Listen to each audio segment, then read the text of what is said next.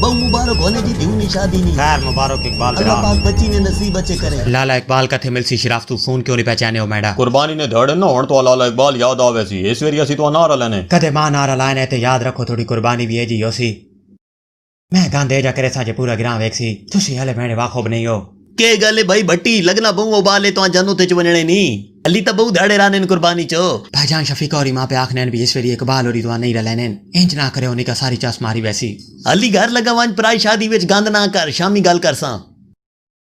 हाँ भाई भट्टी हुण गल कर वड्या मैंडी हर साल कुर्बानी तोड़ नाल पत्ती होनी पता वे तो सा हुण बात सुनाई मतलब तनी तोड़ी पक्की लाग लग गई अड नाल और यार तेरू समझा मां के मसला है लाला जी पिछले साल 1,20,000 ना डंगर होया इसने इसे 25,000 रुपया आया ये सिर्फ 5,000 देता के बाकी वाद देसा मुड़ के देते कोई नहीं क्यों भाई उससे भी 300 रुपया घट देता है वड्यो मैं 16 साल तो तोड़े नाल यार गाल इंजे 16 साल पहले चंगा जा डंगर 15 तो 20,000 रुपया ना आवे ना तोंडे इसे 2500 रुपया आनाया हुण माड़ा जा भी डंगर 1 लाख तोते ना वे ते तोंडे 4700 रुपया ना तो मसे बात घात चार ही थी ना चलो मैं अबे नाल गल करे सा चल वा जेड़ी गल भी होई दसे मां परेशान नहीं होना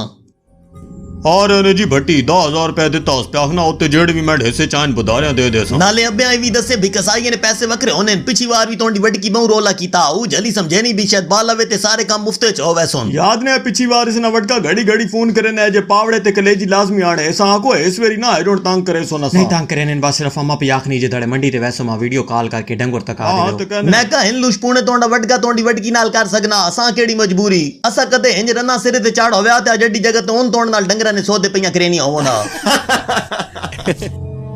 आ रहे ने जी भट्टी बुद्धे ना के गया ते आज इतवार कर सके क्या लपाड़ू इन कुर्बानी होनी तो आंख भी असा खराब ना करें चलो कट पैसे मैं कुर्बानी ना करे ना मैंने पैसे मोड़ दे मां डाडी जरूरत पै गई क्यों भाई को मजाक है के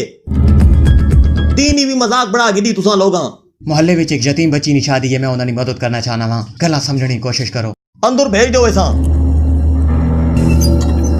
हुण दस केड़ी जाई घरे उस यतीमड़ी ना मैं उन्हां दी 10,000 रुपया मुझ देना वा मैंडा दिला मैं उन्हां अपने हथों दईया हां ते तू नाल ही हो से ना स्टाम नाल लिख के दे से केड़ी गल्ला ना स्टाम कल महल्ले च कहंदा एक्सीडेंट होवन जे इधरों इन्हां नी जान जाई पी होवे तू इन्हां कोल भी 10,000 मुड़वा घेने जो उधर मैं ढेकी जाने वाली नी टांग भज गई मैं हुण उन्हां दी मदद करना चाहना दसो बात मैं के करी ई तो कोई तरीका नहीं जिन तू पे करे ना जे कि ने किया ते छोड़ की दी दुनिया च मोट वंजो कदे तू उन्हां ने इतना हमदरो देते का होरी पलो करके उन्हां दी मदद कर ई जिन तू लगा पे आई ते इंजे क्या मुतई तो 10,000 रुपया पूरी ग्रांच फिरना रासी